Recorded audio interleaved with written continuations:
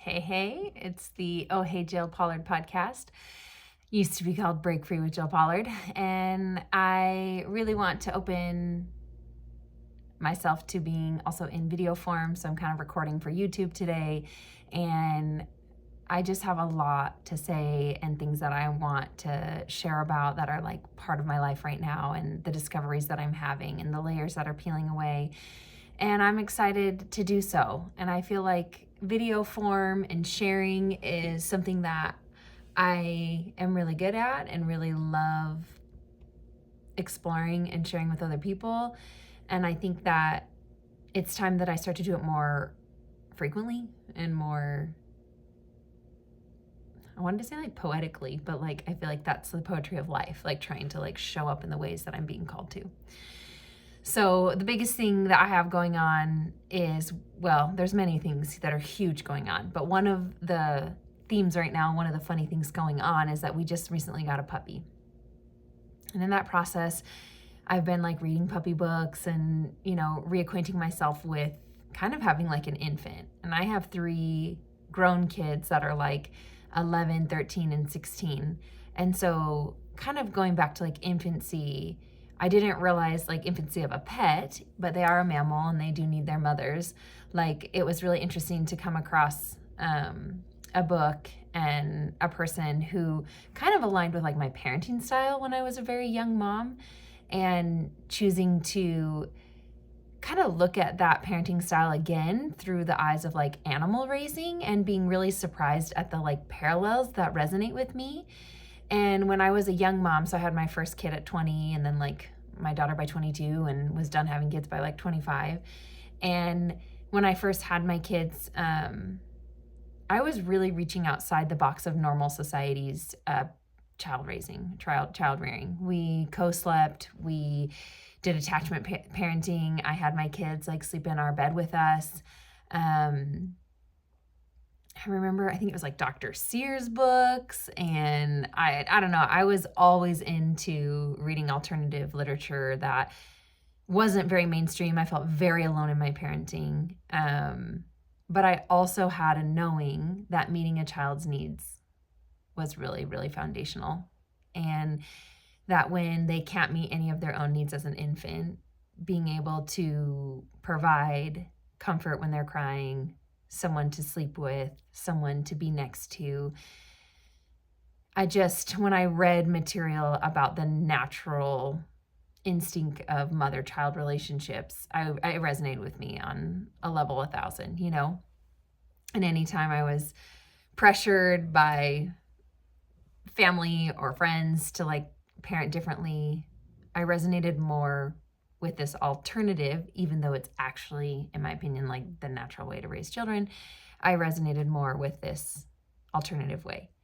Well, of course, what do you think I come across when it comes to doggy parenting is kind of the natural way that pups would be raised by their mother dog in nature. And then how do we emulate that in our homes as pet owners? And so as I was reading this book, some of the like simple ways in which a mother interacts with their puppy, and that they are near them, they don't like put them away, they don't put them in a crate or a cage or whatever, they don't like keep them from the family. You can see here, I do have a little open crate here that has actually worked really well for us, which I'll get to in a second. But I was reading this book and about the puppy raising, and I started to jump back into my old body when I was a young mom raising these. I'm 20 and I have my first baby, and then I'm going outside the box and trying to raise them differently. And I'm exhausting myself because in the theories of attachment parenting, you are looking for a lot of like cues from your baby, and you're looking for a lot of co-inhabitation of space and like, nursing on demand kind of, and these different parts that really train you to look out for the infant and what they need. And when I read the puppy book, it was honestly just a 24-hour journey of so many discoveries. But when I was reading the puppy book, that first day, I spent all day almost like in panic watching for the puppy cues because I didn't want to make any mistakes and I didn't want to set up the relationship wrong and I didn't want to have the dog pee in the house and chew anything. And here's all the things that you should do to be the perfect puppy mom and puppy parent. And here's what you shouldn't do because it's really, really toxic and bad for the dog. And again, like, here's how society has led us wrong when it comes to dog raising or child raising. Like, it just depends on the topic. And I couldn't believe the parallels, but more importantly, I couldn't believe the emotional state I started to fall into when it was like I found something that resonated and felt good because I want to have a great relationship with my dog or my kids or whatever. And I found like a system and a way that aligns with that. But my behavior, which has been something I've been working on for the last 6 months, was that I started to lose myself in watching for the cues of what this other person or dog needed. And when Jill loses herself and she doesn't prioritize who she is and what she needs and take up space, and she drowns in prioritizing somebody else, a lot of these attachment theories, pet or human, actually come from a calm-centered adult. But a calm-centered adult knows themselves and they know how to take up space and how they won't sacrifice themselves and that they will prioritize their needs while also comforting, observing, and giving into the cues. And like it's so hard to describe the amount of layers that showed up in this like parallel, but like there is a really unhealthy part of me that wanted to overextend and nail perfectly raising this puppy, and I would give up everything that I am to get it right, which is a parallel to like the kids, like wanting to really meet all of their needs. And unfortunately, I have proof that was super, super unhealthy for me to go to the extremes that I went to, the self-sacrificing extremes that I went to when I was raising my kids as young infants when they needed me 24/7. And I just was able to realize very quickly my pattern of how I will find something that resonates. This can be talked about in 100 different ways. I could find a coaching program that resonates. I could find a concept about spirituality. I could find a business theory, and I will lose myself in the theory and the idea because it resonates. But if I'm not present, if Jill isn't taking up enough space while also practicing a theory, a pattern, a new way of living, it becomes out of body, and I focus so much and so intensely on like what's outside of me that then I'm miserable and I'm not feeling full of myself, full of my own energy, full of my knowing. And this epiphany has been a little bit brutal to realize just how self-sacrificing I was as an infant mom, because I thought I was doing all the right things by giving my kids this attachment theory. And I have zero regrets for the way that I raised them and the fact that I found those parenting methods. It's not the methods that I would change. It is my interaction with the methods that I would change. And I'm just curious if any of you have a people-pleasing personality and really drop into, let's say a concept, like let's say you find a new diet. I remember being super into and kind of still eat like a paleo diet. And so you read about what the experts say and your favorite gym people are eating that way. And it was it resonated so much to eat whole foods and protein and whatever.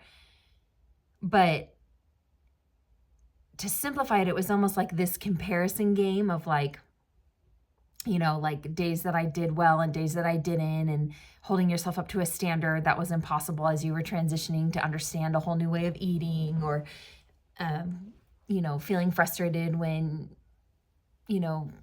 you ate something unhealthy, and then you can build up stories behind it like, oh, I'm not feeling well today because I ate something bad yesterday, and like how convoluted it becomes, but how complicated that relationship is because it resonated, right? Like we can find parts of life that resonate, but when we lose ourselves into someone else's theory and into somebody else's projection of like how you can accomplish this thing. So like, let's say paleo would be like accomplishing a healthy lifestyle. Let's say like raising a puppy, like raising a healthy adult dog that doesn't have attachment issues, raising a child who becomes a kind, emotionally, spiritually, and physically healthy human adult.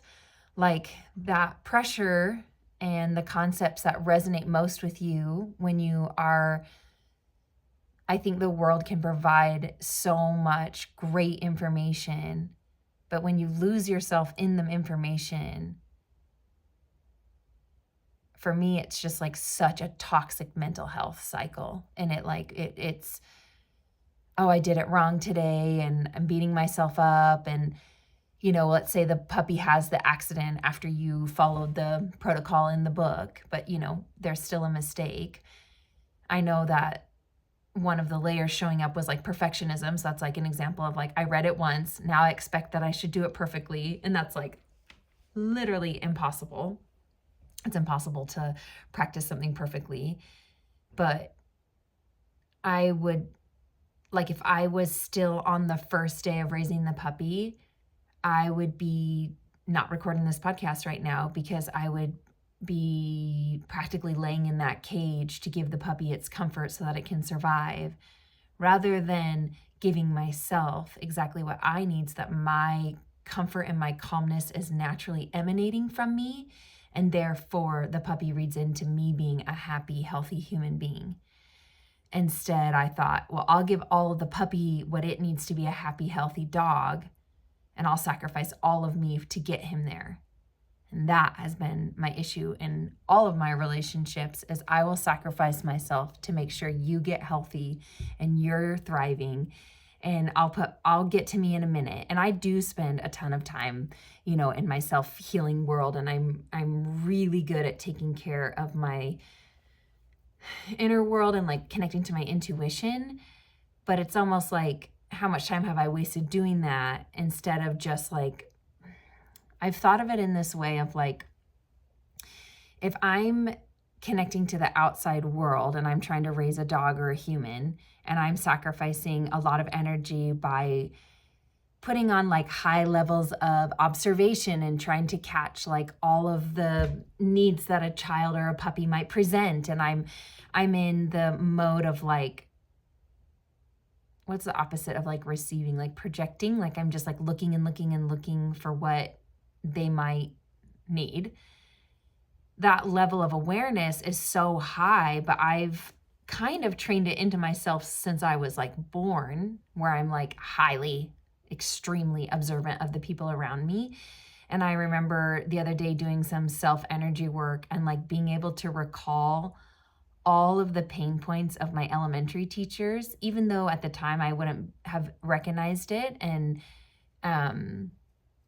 been able to, explain it as a child.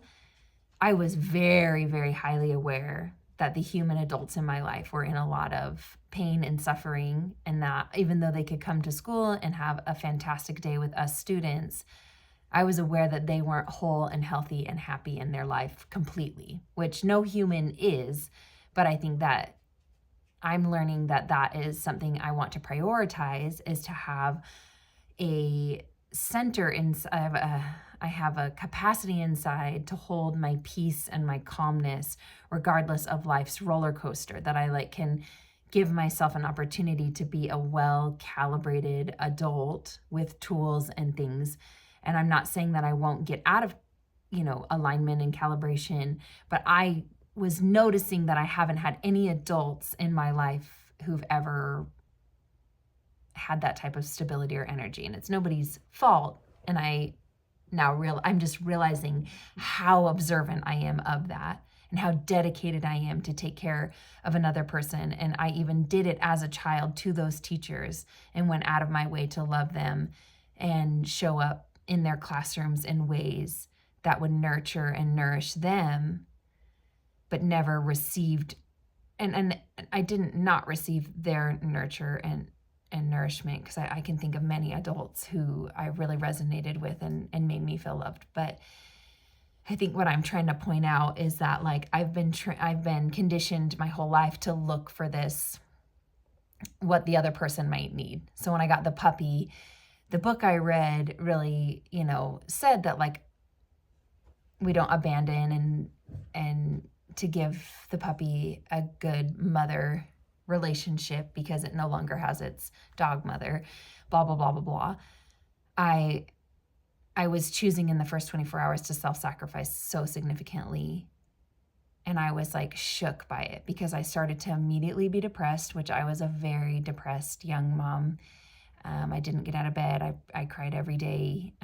I interrupted my husband's work every day because I wasn't functioning. And so it was quite the wake-up call, because I have learned and trained myself how to be more me and not put people's needs before my own, and how to observe if someone's needs are really big in a room. Like if I'm noticing someone's emotions or feelings when I walk into a conversation or into a space, I don't always have to like bite in, jump in and fix them and see if they're okay. And my brother and I were talking the other day, like how he used to, in the church that he attends, he served a mission, and he would like see those mission companions every morning, and he felt like he needed to fix the energy before they could go out and have a good day. And that simple way that he said it is like the simplest way to say, like, that's kind of how I function in this world, is like I always want to like fix the energy before we can do anything else. And that responsibility of fixing everyone's energy is insane. And when you have like spiritual gifts that even tap you further into what's wrong with them, so you like have a knowing that's even deeper than the knowing that the person in front of you might have, it becomes like so difficult to just bypass that and be like, well, let's just have a business meeting instead, or oh, let's just head to the fair anyways, even though you're feeling so overwhelmed and sad. Like, it's so hard to just like bypass, what's in front of me. And I'm a very, very empathetic, kind person who wants to like help everyone, but I can't tell you what was mine and what wasn't growing up anymore, and how much of other people's stuff was in my body and I was caring for them, and how often somebody's energy would jump onto me, and then I was having a very depressed, suicidal, dark day. And the puppy recently, with the first 24 hours in this, like, okay, I want to try this parenting style with the puppy, or whatever you want to call it, puppy raising style. And then I like jumped into it to like a toxic level and lost myself. I feel very grateful that I was able to like witness that, pull back and say, holy shit, no, like I've got to find a balance here. These principles resonate with me, but how do I make sure that Jill stays embodied and fully herself, and is actually acting from a calm place of filling her own cup? And what does that look like? And I literally started to make a list the other day, like of like the simplest phrase of like, what would Jill do in a day? Because we can judge ourselves so harshly based on what like society or our partners or what our friends do in a day. And doing those things will likely not be fulfilling to us, because we are so uniquely created that we need to make sure that, what we do is putting a drop into our unique cup with the unique type of water that we like. And when I had to write down those things, I had to face some of the shame for the things that I like and the things that I want to do in a day. And I think there's a lot of people who do those things unapologetically all the time. So I can say, oh, people in the world do this for a living, or it's okay to want that beautiful part of your home to exist. Like one of the things I remember writing down was like, I think I'd really like to buy like flowers for my home. And, oh, hold on. I don't want to lose a recording here. Okay. Like buy flowers for my home, and the up and downs of judging that. Like sometimes I don't love like a bouquet my husband gets me and I'm like judgmental of it. Other times I absolutely adore it. But I'm kind of thinking of like, it's very specific to me. It's not that I want flowers in my home. It's that I want like big, branchy, beautiful, leafy things in the entryway. Hard to describe. Got a vision for it. But, you know, like I knew exactly what I was referring to, but I judged myself for even wanting that. Or like what, you know, if I'm somebody who really loves to share my learning and my expression, I'm like nervous to get on and not physically nervous, but like, you know, you just talk yourself out of getting on and recording a podcast or a YouTube or whatever, because what do I have to say? Why does it matter? It's not aesthetic enough, or, you know, the bigger dream of it is something else. And so anyways, I wrote down all these things that like, what would Jill do in a day? What do those look like? What do they feel like? What is it? What's the experiences that I want to prioritize? And unfortunately, with my addiction to people pleasing, I actually had to specifically say to myself, like, outside of what Bart thinks, which is my husband, like outside of what society says you should do, like I had to set literally in my mind's eye everyone behind closed doors and just be like, who is Jill? What is she like? And then even pray for my soul to fill up my body more. Can you come in more? Because my soul has sat smaller reading everyone else's soul. My gifts and my sensitivity wants everyone else to be really big and alive. But I have to be really big and alive too. Otherwise, I find that I become very depressed. I become very resentful. I become very quiet and small and pitiful. And I was able to see just how quickly I turned into that when I started to sacrifice myself for the dog, the new puppy. And I guess I thought this was so relevant to all of us raising kids. And there's something so beautiful about being the window into our kids. We are intuitive, nurturing women who can look at a child and know like what's written all over their face. But we also need discernment to decide when it's time to dive in and what capacity we're at to dive in, and whether it's realistic to carry the burden for them, or whether it's your job to ask, you know, those right questions. And automatically it's like when somebody's feelings, like your child's feelings, are so big in front of you. What's that phrase that a lot of women say? I just want to take the pain away. As much as you say the phrase, a lot of us energetically actually do that. And then our body is carrying not only our own pain, but now we have our child's pain and our husband's pain and our mom's pain and our everybody's pain. And we can't figure out why we're drowning.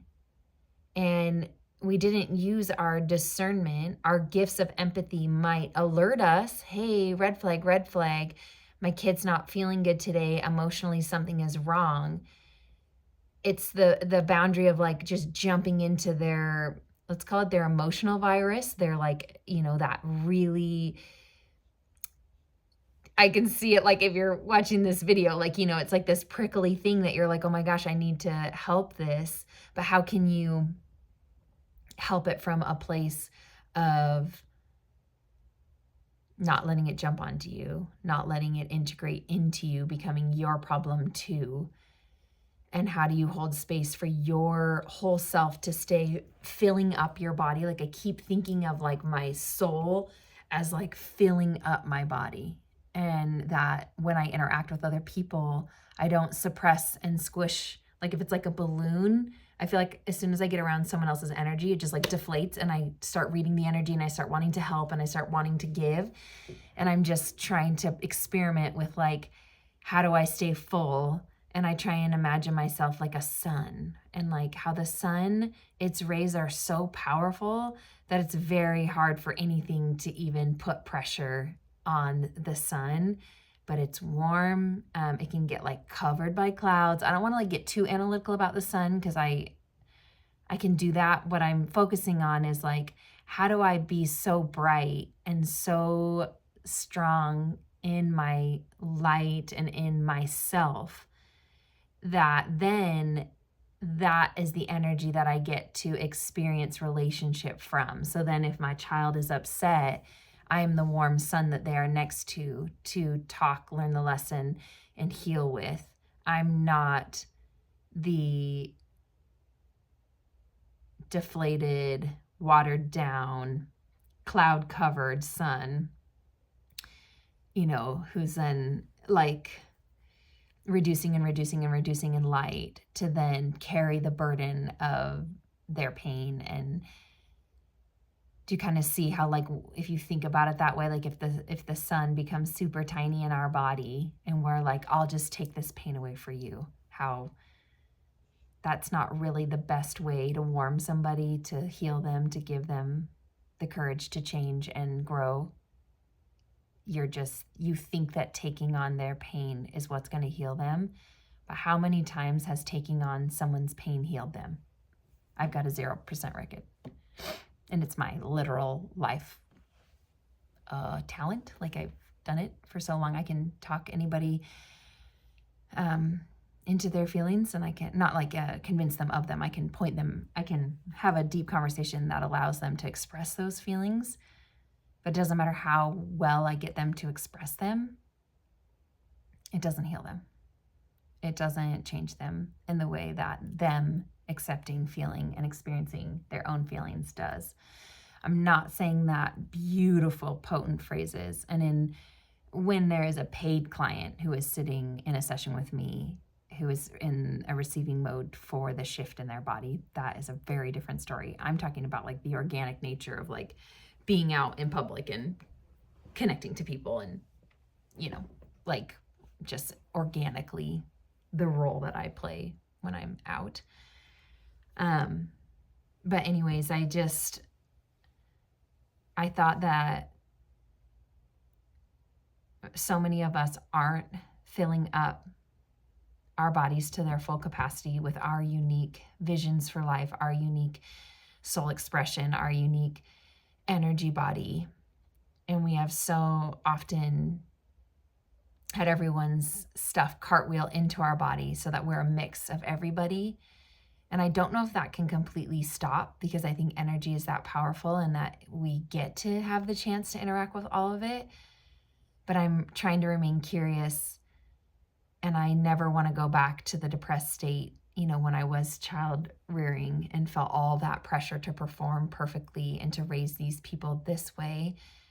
I know that being a good example is an easier way to teach somebody. And I know that being a foundational, whole, capable person is a lot more helpful than a depleted, unrested, psychotic, like out of my mind person. And I'd rather help somebody from a calm, peaceful place than being so worried about their feelings that I need to help them. Like, the urgency of like, oh my gosh, what's wrong? Tell me what's wrong, compared to I trust and know that you will get through this, and I trust and know that I am who I am. So, what's going on with you from this like very, like if you were to walk into a situation and feel it, how can we find our center before we engage in the behaviors that we've always done? And how can we maybe even stop engaging those behaviors and maybe focus on actually what we're here to do? I know that I've used a lot of my time to worry and fret over the people that I love, and I've carried so much of their feelings in my body that I haven't known who I am. And that sucks. But I do know who parts of me are, and I do like when she shows up, and I do know what I do like. It's just scary to admit it, and it's scary to choose it, because I've always chosen everyone else's feelings instead of, like their beliefs about things, or like, I'm just thinking of like the simplicity of the flowers, like your partner wouldn't care about that. And a lot of them are like, oh, I just do what I want. But I'm sure there's something in your life where you don't just do what you want. And I'm trying to know that the universe loves me and uniquely picked me to be in this body at this time. And that if I fill up and take up more of my space, incredible things are going to happen. And it's going to feel really good to me. And I will feel really happy and really fulfilled or centered or aligned. And I have so many experiences that are aligned and miracles and intuitive knowings. I want to experience them like taking up more space in my own self rather than having to like just hear that quiet voice and still have everything else in there. So I'm not sure if this makes sense, but that's been a big part of my journey this week. I have so much more to tell you about my people-pleasing journey in this last 6 months and the different shifts and changes that I've taken. But this one just felt really interesting this week. So that's it.